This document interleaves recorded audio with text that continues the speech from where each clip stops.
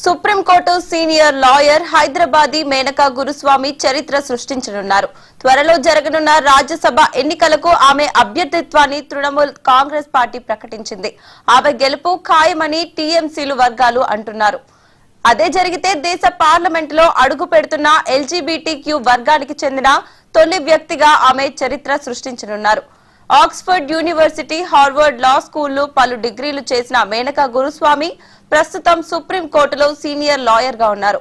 Hyderabad public school విద్యార్థి అయిన మేనకా గురుస్వామి ప్రముఖ రాజకీయ వ్యూహకర్త మోహన్ గురుస్వామి కుమార్తె కావడం విశేషం.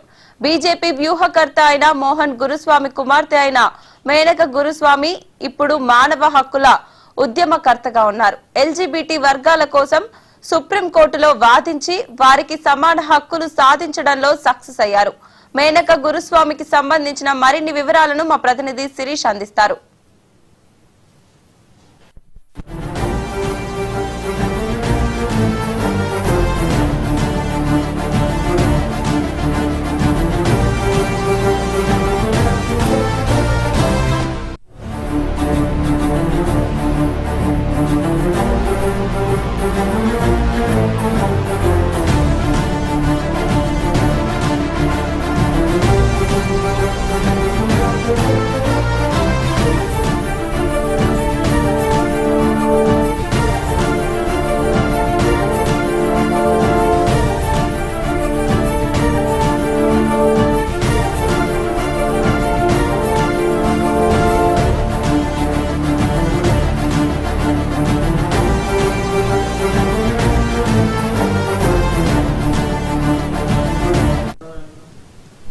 కేంద్రంలో నరేంద్ర మోదీ, ఏపీలో చంద్రబాబు నాయకత్వంలో అభివృద్ధి